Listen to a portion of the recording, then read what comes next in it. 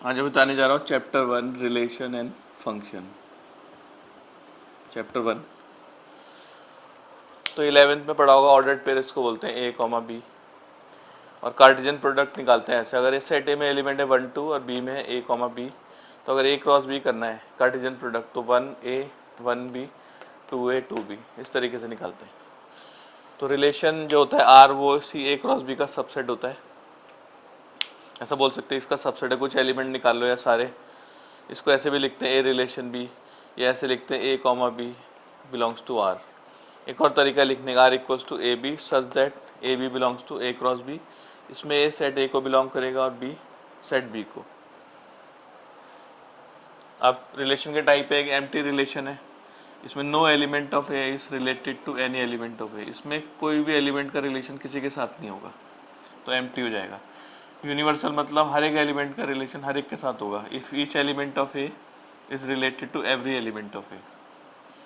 तीसरा है reflexive. Reflexive में क्या, ए बिलोंग्स टू आर, दोनों एलिमेंट सेम होने चाहिए और ये हर एलिमेंट के लिए ट्रू होना चाहिए, सेट के अंदर जितने भी एलिमेंट होंगे।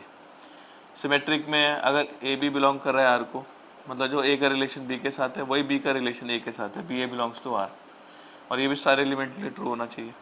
ट्रांजिटिव में अगर ए और बी के बीच में कोई रिलेशन है, ए बी बिलोंग कर रहा है आर को और बी सी बिलोंग कर रहा है आर को, तो अगर ए सी भी करेगा तो बोलेंगे ट्रांजिटिव है। इसमें एक और कंडीशन है साथ में, अगर ए बी बिलोंग कर रहा है आर को और हमें ये कुछ नहीं दिया है कि बी सी बिलोंग नहीं कर रहा है आर को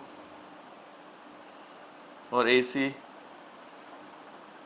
ये दो कंडीशन ऐसा कुछ दिया हुआ नहीं है, मतलब खाली एक ही कंडीशन दी है, तो वो ट्रांजिटिव होगा। क्योंकि ट्रांजिटिविटी को कॉन्ट्रडिक्ट करने के लिए कोई स्टेटमेंट ही नहीं होगा। अगर एक ही स्टेटमेंट होगा, अगर ये होगा तो हम तब प्रूफ करना पड़ेगा ये भी है, पर जब ये कोई गिवन नहीं है तो ये ट्रांजिटिव होगा। और इक्विवेलेंस रिलेशन जो रिफ्लेक्सिव भी होगा, सिमेट्रिक भी होगा, ट्रांजिटिव भी होगा। तो एक्सरसाइज 1.1 क्वेश्चन नंबर 1 का फर्स्ट पार्ट है। इसमें एक रिलेशन दिया है और सेट दिया है 1 से लेकर 14 तक एलिमेंट है, और रिलेशन है 3x minus Y equals to 0। तो उसमें चेक करना है रिफ्लेक्सिव है, सिमेट्रिक है या ट्रांजिटिव है।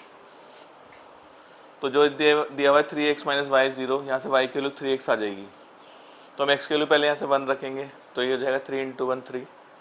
फिर x की वैल्यू 2 रखेंगे यहाँ पर, तो 3 2 जा 6। फिर 3 रखेंगे x की वैल्यू, तो 3 इंटू 3 9। फिर 4 रख के 12। अगर इसमें से 5 रखते हैं तो 15 आएगा, यहाँ 3 5 जो उसमें है नहीं सेट में। तो चार ही ऑर्डर पेयर बनेंगे, 1 3 2 6 3 9 4 12। तो ये रिलेशन आ गया हमारे पास। अब इसमें 1 1 नहीं है, 2 2 नहीं है, कोई भी नहीं है, तो हम लिख सकते हैं 1 1 बिलोंग नहीं कर रहा है आर को, तो रिफ्लेक्सिव नहीं है। अब इसमें देखो ये 1 3 बिलोंग कर रहा है, 1 3 आर में है, पर 3 1 नहीं है यहाँ पर कहीं पर, तो ये सिमेट्रिक भी नहीं है। ट्रांजिटिव के लिए देखो 1 3 है इसमें, जैसे ए बी बोलते हैं, फिर 3 9 भी है इसमें, यानी कि ए बी बिलोंग कर रहा है आर को, बी सी बिलोंग कर रहा है, तो 1 9 भी होना चाहिए, जो कि इसमें है नहीं। इसका मतलब है ट्रांजिटिव नहीं है। सेकेंड पार्ट में y की वैल्यू दी है x प्लस 5 और x की वैल्यू दी है 4 से छोटी, और x एक नेचुरल नंबर है, तो उससे छोटे नेचुरल नंबर होंगे 1 2 3। तो हम x को यहाँ 1 रखते हैं तो 6 आ जाएगा y 1 6। 2 रखेंगे तो 2 5 2 प्लस 5 तो 2 7। 3 रख के आएगा 3 प्लस 5 8, तो 3 8। इसमें भी देखो 1 1 2 2 कुछ नहीं है, तो इसका मतलब ये रिफ्लेक्सिव नहीं है। इसमें 1 6 बिलोंग कर रहा है आर को, पर 6 1 नहीं है इसमें कहीं, तो सिमेट्रिक नहीं है। अब जैसे इसमें 1 6 बिलोंग कर रहा है आर को, लेकिन there are no ordered pair that create chain of transitivity, मतलब बी सी फिर ए सी, ऐसी कोई इसमें एलिमेंट है ही नहीं जो वायलेट करे ट्रांजिटिविटी कंडीशन को। यानी कि 1 6 है तो 6 के साथ कुछ होना चाहिए था, पर ये 6 के साथ कोई है ही नहीं, तो मतलब आगे इसको कॉन्ट्रडिक्ट करने के लिए कोई स्टेटमेंट नहीं है, तो ये ट्रांजिटिव होगा। क्वेश्चन फर्स्ट के थर्ड पार्ट में सेट ए में एलिमेंट दिए हैं 1 से लेकर 6 तक, और रिलेशन है y is divisible by x, मतलब सेकंड वाला जो एलिमेंट है फर्स्ट से डिवाइड हो जाएगा, तो एक बनेगा 1 1 1 2, क्योंकि y डिविजिबल बाय x, 1 3 1 4 1 5 1 6। ऐसे 2 2 2 4 4 is divisible by 2, 6 is divisible by 2, 3 3 3 6 4 4 5 5 6 6। तो रिफ्लेक्सिवली देखो 1 1 भी है इसमें, 2 2 भी है, 3 3 4 4 5 5 6 6 सारे एलिमेंट बिलोंग कर रहे हैं, तो ये रिफ्लेक्सिव है। सिमेट्रिक के लिए देखते हैं, इसमें 1 2 बिलोंग कर रहा है जैसे इसको, लेकिन 2 1 नहीं है इसमें कहीं पर भी, तो मतलब ये सिमेट्रिक नहीं है। ट्रांजिटिव के लिए जैसे हम देखते हैं 1 2 बिलोंग कर रहा है इसमें और 2 4 बिलोंग कर रहा है, ये वही हो गया A B belongs to R, B C belongs to R. अब देखो 1 4 भी है इसमें, 1 4, तो यानी कि 1 ए बी बी सी, तो ए सी भी आ रहा है, इसका मतलब ये ट्रांजिटिव है। फोर्थ पार्ट में relation x y, x minus y integer है और एक्स और वाई भी इंटीजर दे रखे, तो रिफ्लेक्सिव होगा x x belongs to R, क्योंकि एक्स माइनस एक्स करेंगे तो जीरो आएगा। इसके दे रखा है ना एक्स माइनस वाई करना है, तो एक्स माइनस एक्स जीरो तो इंटीजर है। सिमेट्रिक के लिए मान लो एक्स वाई बिलोंग कर रहा है आर को, तो एक्स माइनस वाई इंटीजर होगा, माइनस कॉमन ले लेते हैं, ये माइनस उधर जाएगा, तो इंटीजर में अगर माइनस लगाएंगे तो भी इंटीजर ही रहेगा, तो मतलब वाई माइनस एक्स भी इंटीजर है, इसका मतलब वाई एक्स भी बिलोंग कर रहा है आर को, ये सिमेट्रिक होगा। ट्रांजिटिव में मान लो एक्स वाई बिलोंग कर रहा है आर को, तो एक्स माइनस वाई एक इंटीजर होगा, आई वन मान लिया। वाई जेड बिलोंग कर रहा है आर को, तो वाई माइनस जेड एक इंटीजर होगा, आई टू मान लिया। इन दोनों इक्वेशन को प्लस कर दिया, वाई कैंसिल हो जाएगा, एक्स माइनस जेड, और दो इंटीजर का सम भी इंटीजर होता है, इसका मतलब एक्स जेड बिलोंग कर रहा है आर को, तो ये ट्रांजिटिव होगा। फिफ्थ के फर्स्ट पार्ट में बोला x and y work at the same place, तो पहले रिफ्लेक्सिव प्रूफ करेंगे इसे। तो एक्स एक्स बिलोंग करेगा आर को, क्योंकि x and x work at the same place, तो रिफ्लेक्सिव होगा। सिमेट्रिक के लिए मान लो एक्स वाई बिलोंग कर रहा है आर को, तो x and y work at the same place, अगर एक्स और वाई एक ही जगह काम करते हैं तो वाई और एक्स भी एक ही जगह काम करेंगे, इसका मतलब Y x belongs to R, तो ये सिमेट्रिक भी हो जाएगा।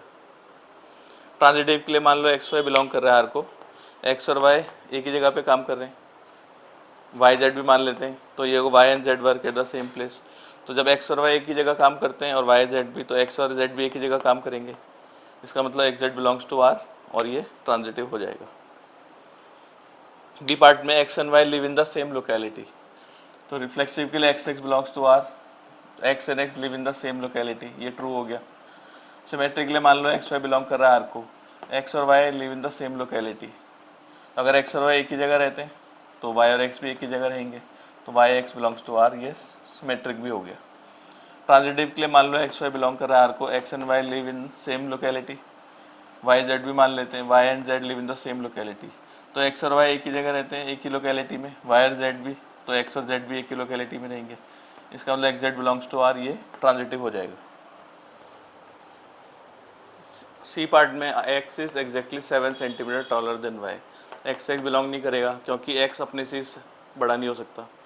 अगर सिमेट्रिक में अगर एक्स वाई बिलोंग कर रहा है आर को, तो एक्स 7 सेंटीमीटर टॉलर है वाई से, तो यानी कि वाई तो शॉर्ट हो जाएगा 7 सेंटीमीटर, तो वाई एक्स बिलोंग नहीं करेगा, तो ये सिमेट्रिक नहीं होगा। ट्रांजिटिव में मान लो एक्स वाई बिलोंग कर रहा है आर को, तो एक्स 7 सेंटीमीटर टॉलर है वाई से, और अगर वाई जेड बिलोंग करे तो वाई 7 सेंटीमीटर टॉलर है जेड से, इसका मतलब एक्स जेड से 14 सेंटीमीटर टॉलर हो गया, इसका मतलब ये बिलोंग नहीं करेगा इसको, ये ट्रांजिटिव नहीं होगा। डी पार्ट में x is wife of Y, तो एक्स एक्स बिलोंग नहीं करेगा, x can not be wife of x. अगर सिमेट्रिक की बात करें, अगर एक्स वाई बिलोंग कर रहा है आर को, तो X is wife of Y, X wife है तो वाई हस्बैंड हो गया, तो इसका मतलब वाई तो मेल है, तो वाई एक्स तो हो नहीं सकता इसमें, तो ये सिमेट्रिक नहीं है। ट्रांजिटिव के लिए एक्स वाई बिलोंग करता है आर को, एक्स वाइफ है वाई की, पर ये ऐसा कोई स्टेटमेंट नहीं है कि Y Z belongs to R, क्योंकि वाई तो मेल है, तो ये स्टेटमेंट तो इसमें होंगे नहीं दोनों, तो इसको कॉन्ट्राडिक्ट करने के लिए कोई स्टेटमेंट नहीं है, मतलब ट्रांजिटिविटी इज नॉट कॉन्ट्राडिक्टेड, तो इसका मतलब ये ट्रांजिटिव है। ई पार्ट में relation X is father of Y, तो एक्स एक्स बिलोंग नहीं करेगा क्योंकि X is not father of X, अपना ही फादर नहीं हो सकता हो। सिमेट्रिक में अगर एक्स वाई बिलोंग कर रहा है आर को, इसका मतलब एक्स फादर है वाई का, तो वाई तो सन हो जाएगा, तो मतलब Y X not belongs to R, क्योंकि Y is father of X, बातें गलत हो गई हैं। ट्रांजिटिव की बात करें, अगर एक्स वाई बिलोंग कर रहा है तो X is father of Y, यानी कि एक्स फादर है वाई का, और अगर वाई जेड बिलोंग कर रहा है तो Y is father of Z,